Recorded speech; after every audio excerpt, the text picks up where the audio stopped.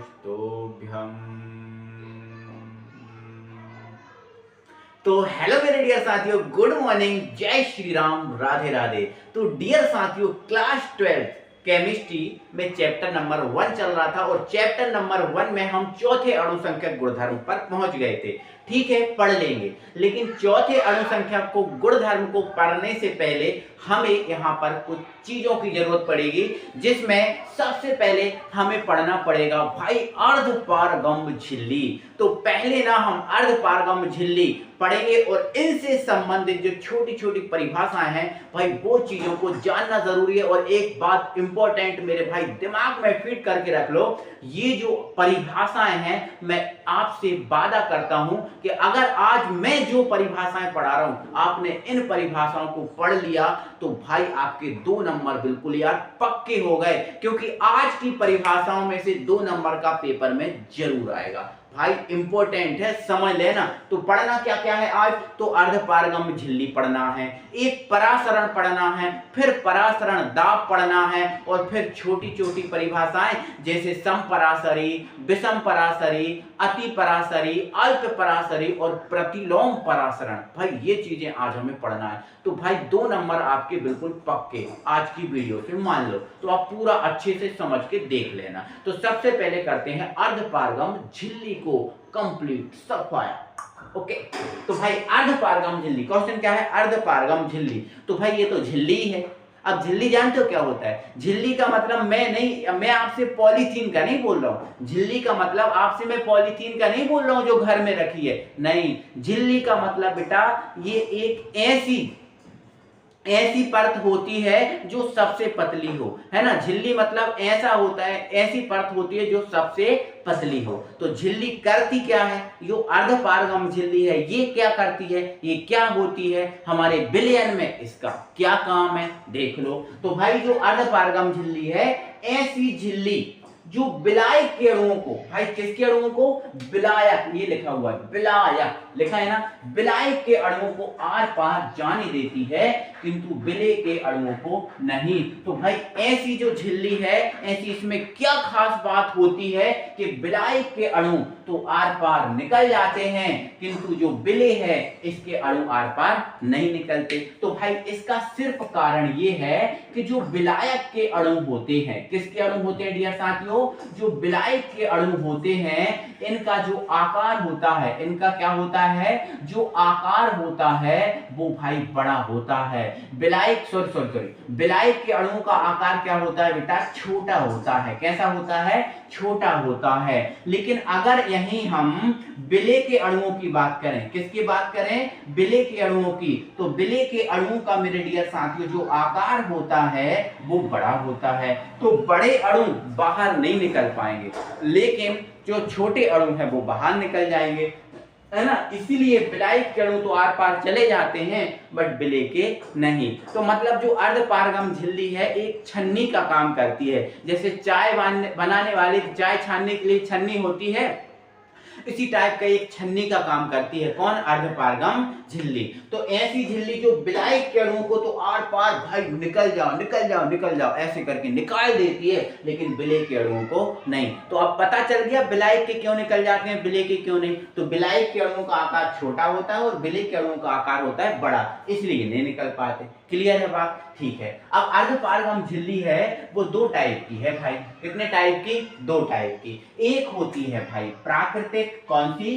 प्राकृतिक, और दूसरी होती है कृत्रिम। तो प्राकृतिक मतलब भाई ये प्रकृति की देन है, इसमें हमारा और तुम्हारा कोई भी हाथ नहीं है, हम कुछ नहीं कर सकते प्रकृति के मामले में, लेकिन कृत्रिम में हम खुद बनाते हैं। तो कृत्रिम मतलब मानव संश्लेषित है और ये प्राकृतिक, इसमें कोई हमारा हाथ नहीं है। तो प्राकृतिक अर्धपारगम झिल्ली में बेटा कौन कौन आता है? जैसे चर्म पात्र, गोट ब्लेडर। तो सर चर्म पात्र भी नहीं देखा, तो भाई आपके लिए एक काम करना पड़ेगा। आपकी जो त्वचा है इस त्वचा को आपको काटना पड़ेगा। अक्सर आपने देखा होगा कभी गलती से कभी आप गिर जाते हो, है ना, चोट लग जाती है, तो आपने देखा होगा इस त्वचा के अंदर एक सफेद त्वचा होती है, बोलो, होती है क्या?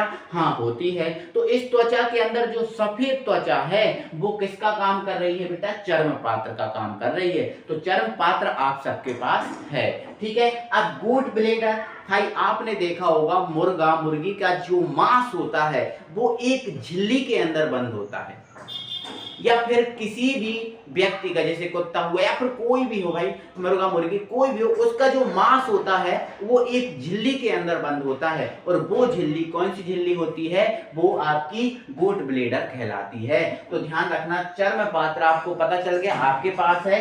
गुड ब्लेडर आपको पता चल गया। मुर्गा मुर्गी का जो मांस होता है बंद, वो किसमें होता है? अर्धपारगम झिल्ली में। क्लियर है? ठीक है, आ जाओ प्राकृतिक अर्धपारगम झिल्ली पे। तो प्राकृतिक अर्धपारगम झिल्ली में बेटा ये इंपॉर्टेंट झिल्ली है, पेपर में पूछी जाती है, इसका फॉर्मूला भी पूछा जाता है कि कृत्रिम अर्धपारगम झिल्ली का सूत्र क्या है। तो भाई कॉपर फेरोसाइनाइड कृत्रिम अर्धपारगम झिल्ली का ये पहला एग्जांपल है और ये इसका दूसरा एग्जांपल है। तो कॉपर फेरोसाइनाइड मोस्ट इंपोर्टेंट है, ये ऑब्जेक्ट में पूछी जाएगी। तो कॉपर फेरोसाइनाइड का बेटा सूत्र क्या होता है? तो Cu ब्रैकेट FeCN का होल 6, ये कॉपर फेरोसाइनाइड का सूत्र है, अपने दिमाग में याद करके रख लेना। फिर दूसरा है कैल्शियम फास्फेट, ये इंपॉर्टेंट नहीं है, ये नहीं पूछी जाती, ठीक है। कैल्शियम फास्फेट, ये कैल्शियम फास्फेट का फॉर्मूला है, ठीक है। तो ये हमारा अर्धपारगम झिल्ली, समझ गए होगे कि अर्धपारगम झिल्ली एक छन्नी का काम करती है बेटा। किसका काम करती है? एक छन्नी का काम करती है, ठीक है, एक छानने का काम करती है। और किसके अणुओं को आर पार जाने देती है? केवल विलायक के, विलेय के नहीं, केवल विलायक के। क्लियर है? अब इससे जुड़ी हुई परिभाषा हम फिर पढ़ेंगे। तो अब हम पढ़ेंगे बेटा परासरण। साथियों, परासरण को ऑस्मोसिस, जो परासरण है इसको इंग्लिश में ऑस्मोसिस बोलते हैं, इसको समझ लो। तो बेटा अभी ये थ्योरी पे बिल्कुल भी नहीं ध्यान देना, बिल्कुल भी नहीं। आप यहाँ डायग्राम पे ध्यान दो। तो बेटा मैंने क्या किया है, यहाँ पर आप देखो ध्यान से, मैंने ये जो है एक पात्र ले लिया। क्या ले लिया? एक पात्र ले लिया। और इस पात्र में मैंने क्या भर के रखा है? विलायक। तो यहाँ क्या भरा हुआ है बेटा? विलायक भरा हुआ है। क्या भरा हुआ है? विलायक। और मैंने विलायक को अच्छे से यहाँ तक भर दिया, ठीक है ना? ठीक है, कोई दिक्कत नहीं। अब फिर मैंने क्या किया बेटा? ये एक केशिका नली ली। कौन सी नली ली बेटा? केशिका नली। सर एक केशिका नली क्या होती है? तो बेटा जो केशिका नली होती है एक पतली नली होती है। जो पतली नली होती है, जैसे मान के चलो कोई जूस पीते हैं, या फिर हम एक माजा का 10 रुपए वाली बोतल लेके आते हैं, उसके साथ स्ट्रॉ आती है, वो स्ट्रॉ एक पतली नली का काम करती है और वो हम उसको केशिका नली बोल सकते हैं। तो केशिका नली क्या होती है? पतली नली होती है। तो बेटा मैंने यहाँ पर एक केशिका नली लगा दी और केशिका नली में मैंने यहाँ तक क्या भर दिया? कोई विलयन भर दिया। क्या भर दिया बेटा? कोई विलयन भर दिया। तो ये जो केशिका नली है इसमें क्या भरा हुआ है? विलयन भरा हुआ है। क्या भरा हुआ है बेटा? विलयन। अब यहाँ मेरी बात ध्यान से सुनना है ना। अभी जो केशिका नली है उसमें यहाँ तक विलयन भरा हुआ है, मतलब ये जो है वो कौन सा बिंदु है? प्रारंभिक बिंदु है। कौन सा बिंदु बेटा? प्रारंभिक बिंदु, मतलब यहाँ तक विलयन भरा हुआ है, ठीक है ना। अब यहाँ ध्यान सुनो, ये बेटा जो विलयन होता है, क्या होता है? विलयन। अब विलयन में आपका क्या क्या होता है? तो आप बोलोगे सर जो विलयन होता है, इस विलयन में विलेय भी होता है और क्या होता है? विलायक भी होता है। क्या होता है? विलायक भी होता है कि नहीं? ठीक है। अब ये जो अकेला विलायक है, क्या है? अकेला विलायक। तो अकेला जो विलायक है, क्या इसमें विलेय है?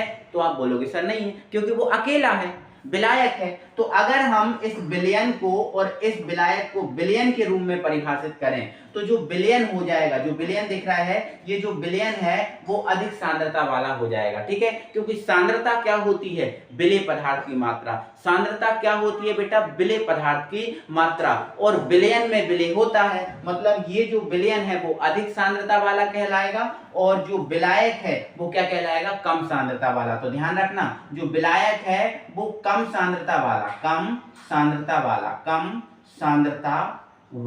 कम सांद्रता वाला विलयन कहलाएगा। कौन? विलायक, ठीक है। और जो विलयन है वो क्या कहलाएगा? तो वो अधिक सांद्रता वाला,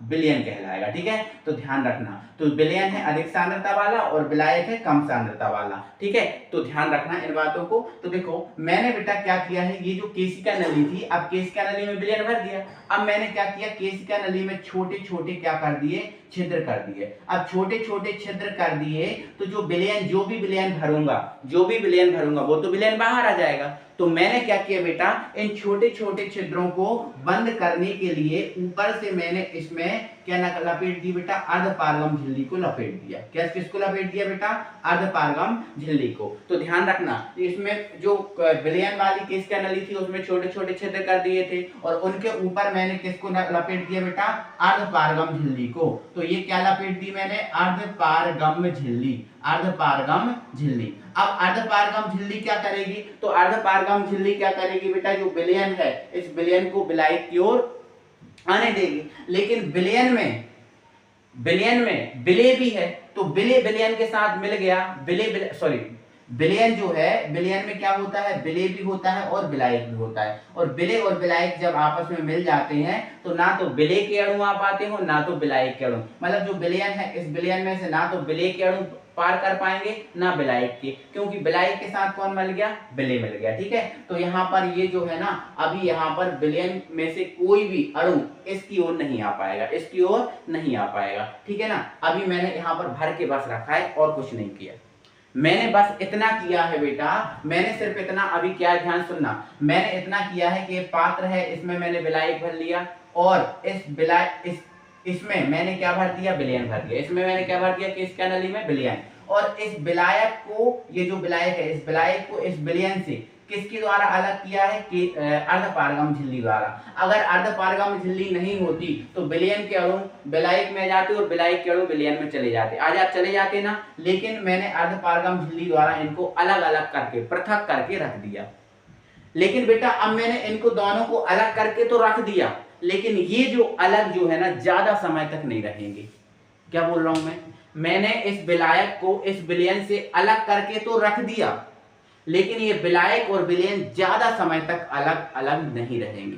तो सर क्या होगा, तो बेटा क्या होगा, कुछ समय पश्चात, 2, 5 मिनट, 10 मिनट, कुछ समय पश्चात क्या होगा बेटा, जो विलायक दिख रहा है इस विलायक के अणु, ये जो विलायक दिख रहा है ना, इस विलायक के अणु कहां की ओर जाने लगेंगे, विलयन की ओर जाने लगेंगे। कहां की ओर, विलयन की ओर जाने लगेंगे, क्योंकि यहां पर बीच में कौन है, अर्धपारगम झिल्ली, और विलायक के अणु तो अर्धपारगम झिल्ली को पार कर जाते हैं कि नहीं। तो कुछ समय पश्चात विलायक के अणु इस विलयन की ओर जाने लगेंगे नहीं, बिल्कुल जाने लगेंगे। तो यहाँ पर अपने आप होगा ये, मुझे क्या करना है, केवल विलायक को और विलयन को अलग करके रखना है, समझ रहे हो आप, मुझे केवल अलग करके रखना है। कुछ समय पश्चात, कुछ 5-10 मिनट बाद ये जो विलायक के अणु है स्वतः, मतलब अपने आप ही विलयन की ओर जाने लगेंगे, क्योंकि हमें यह भी पता है कि जो विलायक के अणु है वो अर्धपारगम झिल्ली को पार कर जाते हैं।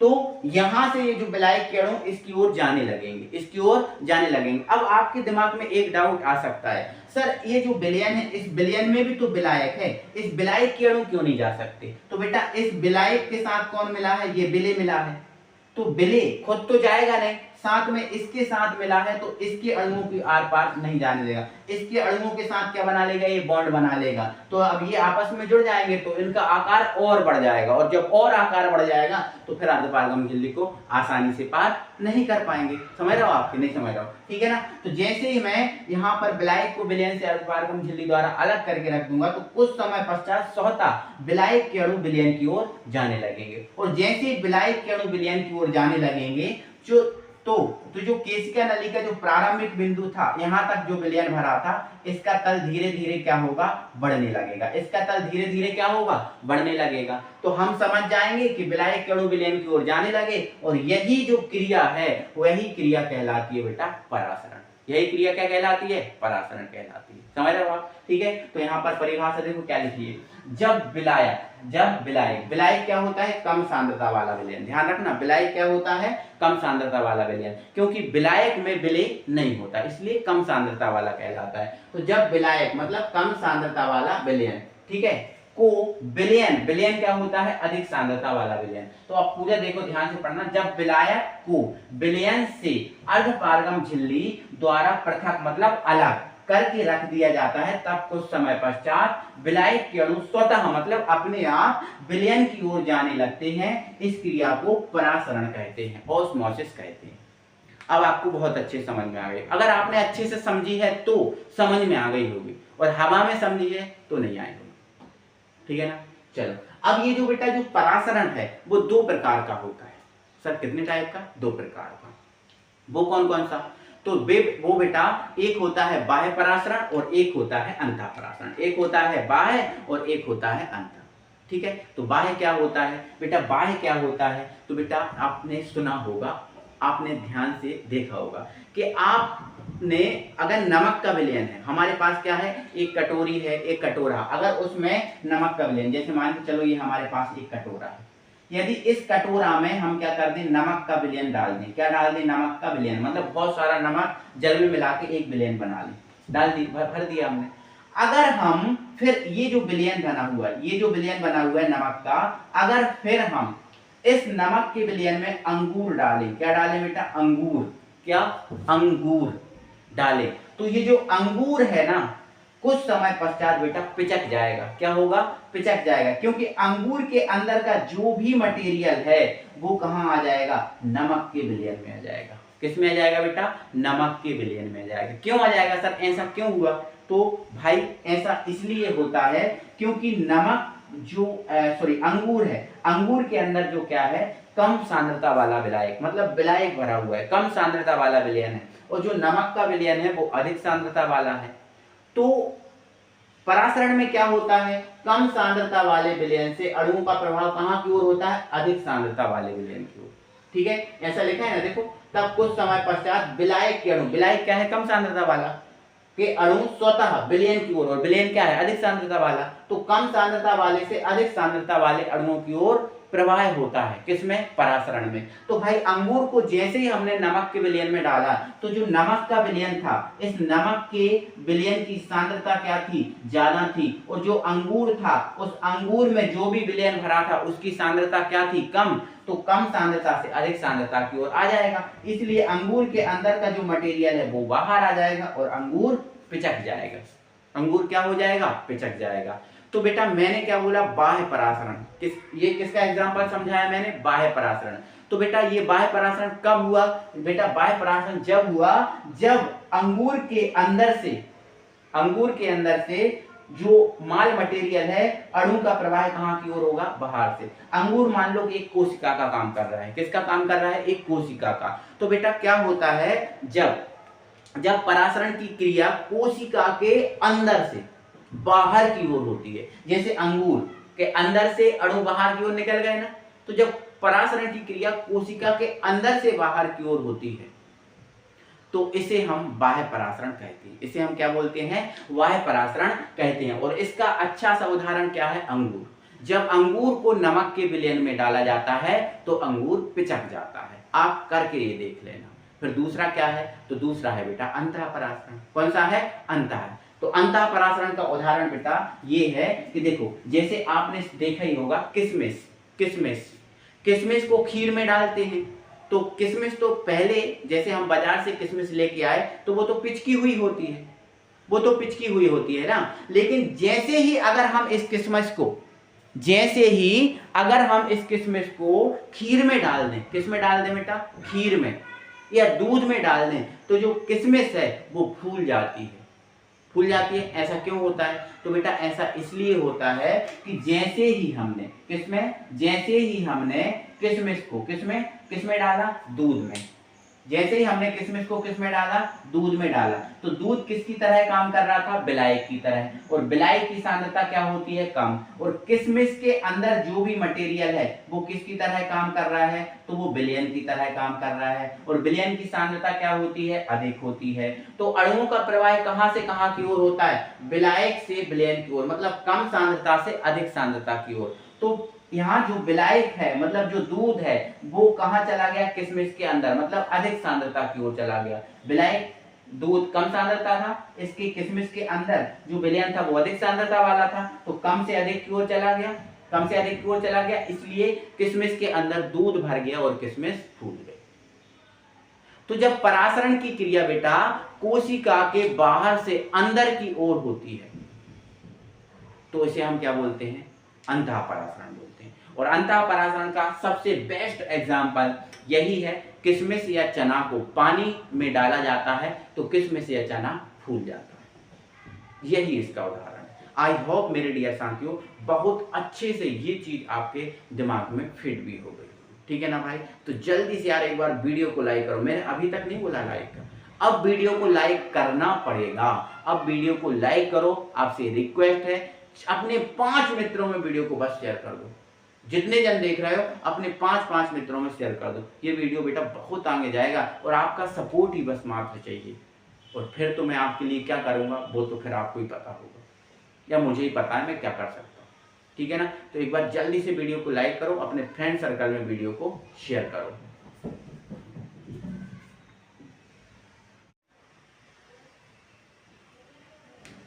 तो आओ डियर साथियों, अब मैं आपको परासरण दाब समझाता हूं। परासरण समझ लिया ना, अब परासरण दाब समझो, ठीक है ना। अब यहां पर मैंने एक दूसरा डायग्राम बनाया है, ठीक है। अब इस डायग्राम में मैंने क्या किया है बेटा, ये जो एक अंदर नली दिख रही है आपको, दिख रही है ना, इसमें मैंने क्या भर के रखा है, विलायक भर के रखा है। क्या भरा है, विलायक। और जो अंदर नली थी इसमें मैंने छोटे छोटे क्या किए थे, छेद। अब छोटे छोटे छेद किए थे और उन छेदों पे मैंने क्या लपेट दिया, क्या लपेट दिया भाई, अर्धपारगम झिल्ली। तो जो डैश करके दिख रही है ऊपर नीचे, ये क्या है बेटा, तो ये है अर्धपारगम झिल्ली। क्या है, अर्धपारगम झिल्ली। क्या है बेटा, अर्धपारगम झिल्ली, ठीक है ना।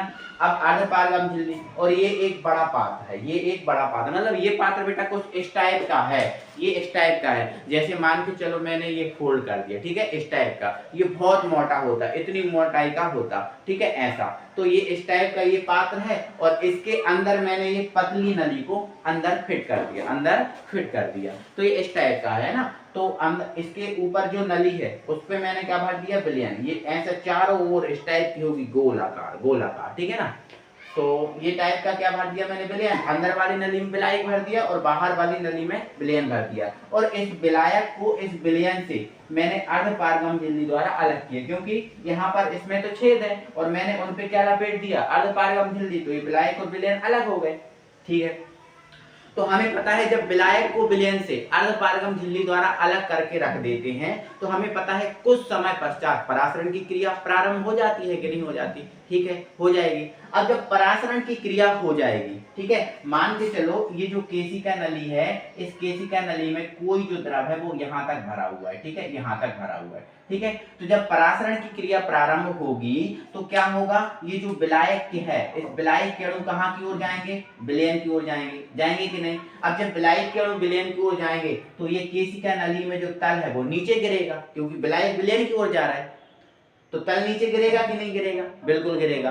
तो बेटा अब परासरण की क्रिया प्रारंभ हो गई, लेकिन अगर हमें इस परासरण की क्रिया को रोकना है, ध्यान रखना, अगर हमें इस परासरण की क्रिया को क्या करना है, रोकना है, हमें रोकना है इस परासरण क्रिया को। तो जैसे ही हम परासरण की क्रिया को रोकेंगे तो ऊपर जो विलयन भरा है, इस विलयन में हम क्या लगा देंगे, एक पिस्टन लगा देंगे। क्या लगा देंगे, एक पिस्टन, ठीक है। तो ये आपका एक दाब मापी लगा देंगे, या फिर हम देख लेंगे इस टाइप का एक पिस्टन लगा देंगे। और पिस्टन के द्वारा बेटा हम क्या लगाएंगे, जो विलयन है इस विलयन पे क्या लगाएंगे, दाब। अब ये जो दाब लगाएंगे, ये दाब हमारा उतना ही होगा जिससे जो विलायक के अणु विलयन की ओर आ रहे हैं, ये विलायक के अणु विलयन की ओर आना बंद हो जाए, उतना ही दाब लगाएंगे। ऐसा नहीं कि बहुत ज्यादा दाब नहीं लगाएंगे, ठीक है ना। तो विलायक के अणु विलयन की ओर आना बंद हो जाए और जो केशिका नली जो है, इस केशिका नली में जो विलायक का तल है वो अपने प्रारंभिक बिंदु पर पहुंच जाए, जैसा है वहीं पहुंच जाए, बस इतना दाब लगाएंगे। तो इस पिस्टन द्वारा जो दाब लगाया जाएगा, जो कम से कम दाब लगाया जाएगा कि परासरण की क्रिया को रोकने के लिए जो कम से कम दाब लगाया जाएगा, वो ही दाब कौन सा दाब होगा, परासरण दाब। तो मैंने क्या बोला बेटा, मैंने ये बोला जब विलायक को विलयन से अर्धपारगम झिल्ली द्वारा पृथक करके रख दिया जाता है तब कुछ समय पश्चात परासरण की क्रिया प्रारंभ हो जाती है। ये तो निश्चित सी बात है, अभी समझाइए। लेकिन अगर हमें इस परासरण की क्रिया को रोकना है तो ये जो विलयन है, इस विलयन पे एक पिस्टन लगा के हम क्या लगाएंगे, दाब लगाएंगे। क्या लगाएंगे, दाब। विलयन पे लगाएंगे। ध्यान रखना ये बात कि परासरण की क्रिया को रोकने के लिए दाब किस पे लगाया जाता है? विलयन पे। तो विलयन पे हम क्या लगाएंगे? दाब। और ये जो दाब लगाएंगे, ये दाब हम उतना ही लगाएंगे कि जो परासरण की क्रिया रुक जाए, मतलब जो विलायक के अणु विलयन की ओर आ रहा है ये आना बंद हो जाए, रुक जाए। तो इस परासरण की क्रिया को रोकने के लिए जो कम से कम दाब लगाया जाएगा वही दाब कौन सा दाब होगा? परासरण दाब। समझ गए ना? तो ध्यान रखना ऐसे ही लिखा है, जब विलायक मतलब कम सांद्रता वाले विलयन को विलयन से अर्धपारगम झिल्ली द्वारा पृथक करके रख दिया जाता है, तब कुछ समय पश्चात परासरण क्रिया प्रारंभ हो जाती है। ठीक है, हो जाती है। इस प्रक्रिया को रोकने के लिए, ये जो परासरण की क्रिया है इसको रोकने के लिए जो कम से कम दाब लगाएगा, कम से कम मतलब ऐसा नहीं बहुत ज्यादा नहीं लगाना, कम से कम कि बस परासरण की क्रिया रुक जाए, तो जो कम से कम दाब लगाया जाता है इसको ही हम क्या बोलते हैं? परासरण दाब। इसको ही क्या बोलते हैं? परासरण और दाब। और ध्यान रखना ये जो परासरण दाब है इसको बेटा हम पाई से व्यक्त करते हैं, दिख रहा है ये पाई, तो पाई से व्यक्त करते हैं। ठीक है, अब परासरण दाब का मात्रक वही होगा जो दाब का मात्रक होता है, मतलब इसका मात्रक पास्कल ही होगा। क्या होगा? पास्कल।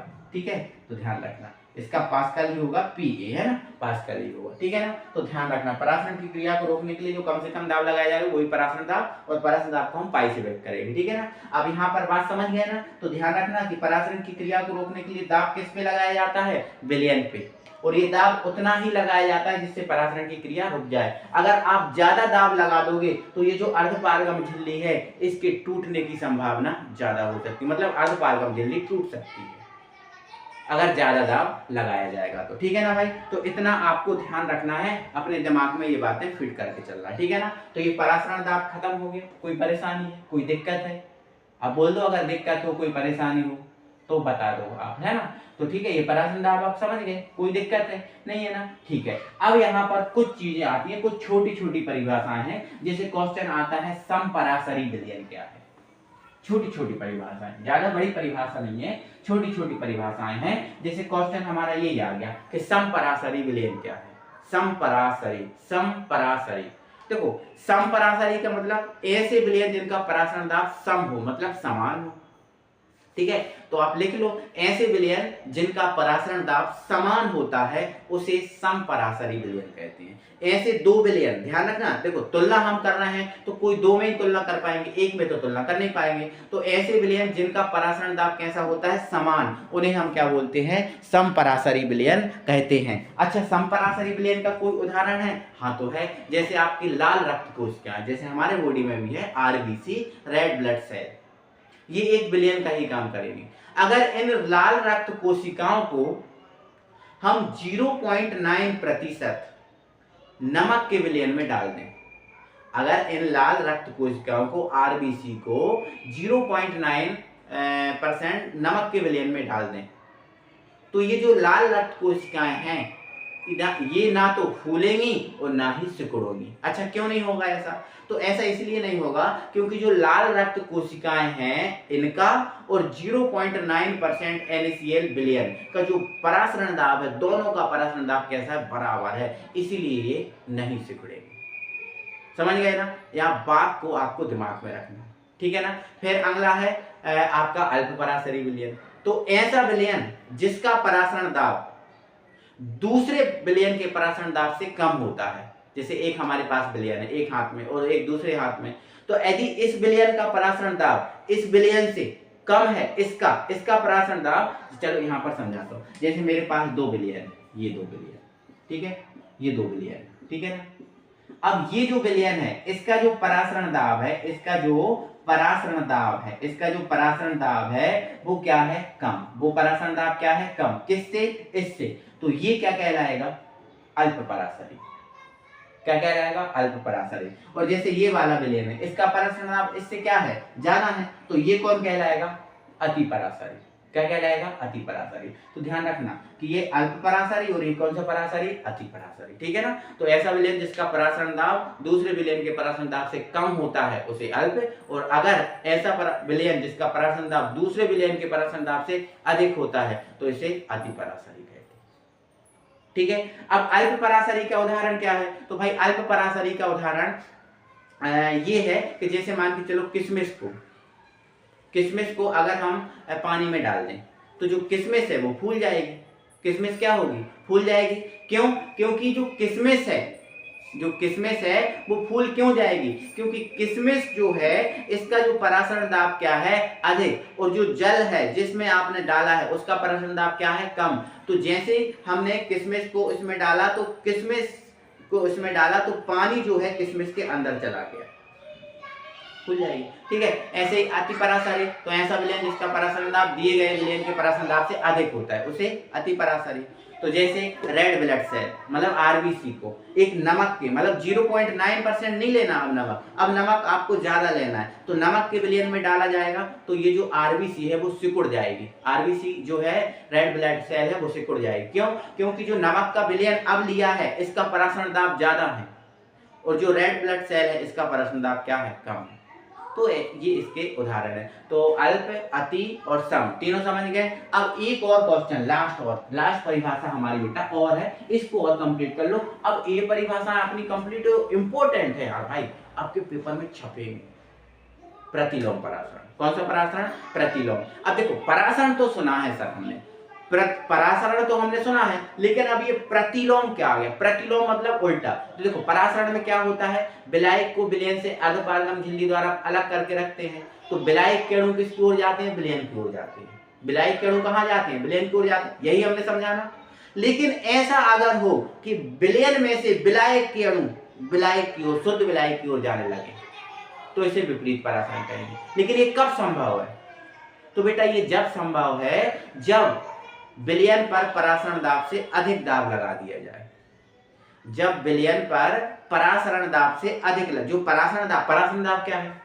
तो परासरण की क्रिया को रोकने के लिए लगाया गया दाब कौन सा दाब? परासरण। लेकिन ये जो परासरण दाब है इस परासरण से अधिक दाब लगा दिया जाए तो जो विलयन है इस विलयन में से जो विलायक के अणु है वो शुद्ध विलायक की ओर जाने लगेंगे और इसी क्रिया को प्रतिलोम परासरण कहते हैं। असल प्रतिलोम परासरण का फिर कहाँ उपयोग है? तो बेटा जो प्रतिलोम परासरण है, ये जो प्रतिलोम परासरण का उपयोग करते हैं हम जल के शोधन में। जैसे समुद्री जल है उससे नमक बनाते हैं ना, देखो आपको पता है नमक NaCl समुद्री जल से ही बनता है। तो समुद्री जल से नमक बनाने के लिए हम प्रतिलोम परासरण का उपयोग करते हैं। मतलब शुद्ध जल के शोधन में, ऐसा बोल सकते हो, जल के शोधन में या फिर समुद्री जल से लवण मतलब नमक बनाने के लिए ये परिभाषा है। तो ये परिभाषा अगर आप कर लेते हो तो आपके बिल्कुल यार 2 नंबर कहीं नहीं गए, क्योंकि इन परिभाषाओं में से 2 नंबर में जरूर पूछा जाएगा। तो अगर आप हमारे साथ जुड़े हो तो आपको भाई इतनी सी भी चीज हम मिस नहीं करेंगे। क्योंकि अब देखो आज भी पढ़ा है, एकदम बेसिक से पढ़ा है, शुरू से पढ़ा है, कोई परेशानी हो और जहां लग रहा है कि हाँ ये समझ जाओगे तो फिर आपको जल्दी बता दिया जाता है। ठीक है ना? तो मैंने जिम्मा लिया है आपको 95 प्लस मार्क्स आपको केमिस्ट्री में दिला के रहूंगा अगर आपने ईमानदारी से मेरे साथ पढ़ाई की है और ईमानदारी से आपने सपोर्ट किया। तो भाई जल्दी से वीडियो को लाइक करो, अभी तक लाइक नहीं किया चैनल को सब्सक्राइब करो और अपने 5 सच्चे मित्रों में जरूर शेयर कर लेना। ठीक है, मिलते हैं अगली वीडियो में, तब तक की बाय बाय।